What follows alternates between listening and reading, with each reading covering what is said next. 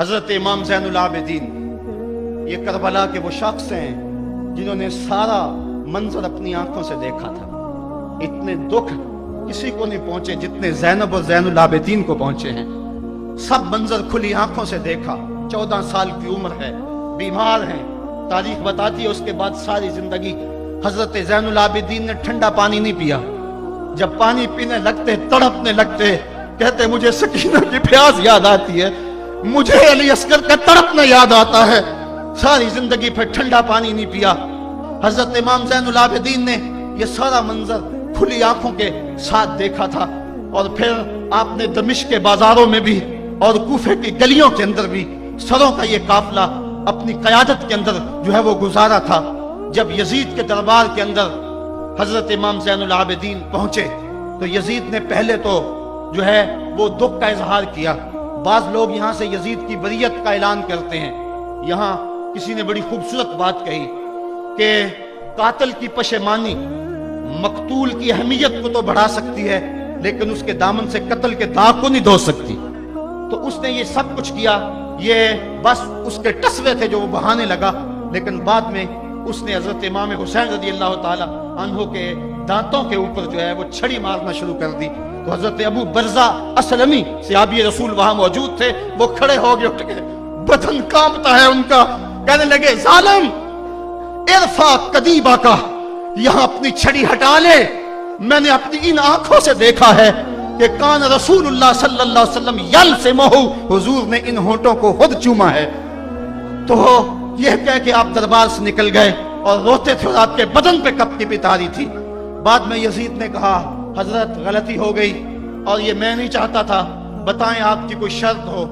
تو آپ نے فرمایا میری 4 باتیں مان لو۔ ان 4 باتوں میں ایک بات یہ تھی کہ سر حسین اور سر شہیداں ہمارے سپرد کر دو تاکہ ہم کربلا جا کے ان کی تدفین کر سکیں۔ دوسری یہ تھا کہ ہمیں مدینہ حفاظت سے پہنچا دو۔ تیسری شرط یہ تھی کہ مجھے جو ہے وہ جمعے کا خطبہ دینے کی اجازت دو آج دمشق جامع مسجد کے اندر۔ چوتھی بات آپ نے یہ فرمائی کہ قاتلان حسین جو ہے وہ میرے سپرد کرو۔ اس نے کہا ہاں کون ہے قاتل حسین کا؟ لوگوں نے کہا خولی ہے۔ خولی نے کہا میں نے قتل نہیں کیا، یہ سنان بن انس نخی نے کیا ہے۔ سنان بن انس نخی کو کہا ہاں تو بتا، کہنے لگا میں قتل کیوں کرنا تھا، یہ تو شمر ذی الجوشن نے کیا ہے۔ شمر ذی الجوشن کو کہا تو بتا، کہنے لگا میں نے قتل نہیں کیا، میرا کون سا حسین نے کچھ بگاڑا تھا، قتل اس نے کیا ہے جس کی حکومت کو خطرہ تھا۔ تو یہ ہے وہ ہے قاتل حسین کا۔ اب یزید کہنے لگا تمہاری یہ شرط تو میں پوری نہیں کر سکتا، یہ بات تو پوری نہیں کر سکتا، اب خطبہ دے لو۔ اب حضرت امام زین العابدین خطبہ دینے کے لیے کھڑے ہوئے۔ خطابت تو اس گھر کی لونڈی ہے، جب یہ بولتے ہیں تو حکمت کے موتی دولتے ہیں۔ جو ہی امام زین العابدین کھڑے ہوئے، 14 سال عمر ہے اور دمشق کی جامع مسجد ہے، یزید بھی بیٹھا تھا، یعنی سلطنت بھی تھے، عوام کا بھی ہجوم تھا۔ جب آپ نے خطبہ شروع کیا لوگ زاروں کے تار رونے لگے، اور آپ نے اہل بیت کے مناقب جب لوگوں کے سامنے رکھے تو یزید گھبرا گیا کہ کہیں لوگ میرے گریبان تک نہ پہنچے۔ اس نے مؤذن کو اشارہ کیا جلدی جلدی اذان پڑھو۔ تو جب اس نے کہا اللہ اکبر اللہ اکبر، تو حضرت شہزادہ زین العابدین نے کہا کہ اس کے اندر کوئی شک نہیں کہ اللہ سب سے بڑا ہے۔ جب شہادتین کا کہا اشہد ان لا الہ الا اللہ، حضرت امام زین العابدین نے اس کے جواب کے اندر کہا ہاں ہاں اللہ کے علاوہ کوئی معبود نہیں ہے، اس کی گواہی ہم نے خون سے دی ہے، ہم نے اپنے لہو سے دی ہے اس کی گواہی۔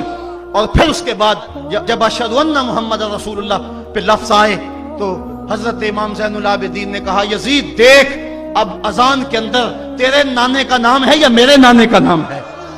آج بھی منبر پہ میرے نانے کا نام ہے۔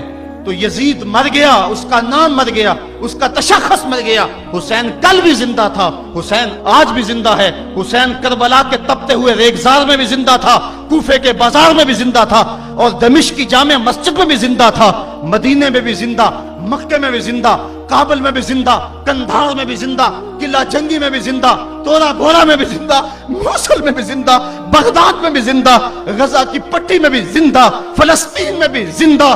آج حسین کی زندگی اور حسین کا باقپن دنیا کو بتا رہا ہے، بش کو بتا رہا ہے تیرے منہ پہ تماچا حسین مارے گا۔ زمانہ بتائے گا کہ حسین کل بھی زندہ تھا، حسین آج بھی زندہ ہے۔ حسین کی فکر لے کے اٹھو اور پوری دنیا پہ छा जाओ और जमाने को बताओ कि हम हुसैन इब्न अली के सिपाही हैं। सिर्फ मुहर्रम के दिन आंसू बहा लेने से कुछ नहीं होगा।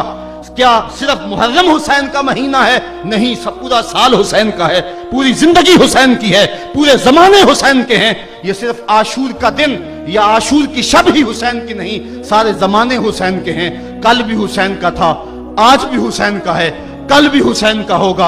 आओ उठें, कुरान को लेकर के हुसैन इब्न अली नेज़े की नोक पर भी चढ़ के कुरान सुनाया, और आज हम उसी कुरान की दावत को लेकर के उठें और हुसैन इब्न अली के पैगाम को घर घर पहुंचे।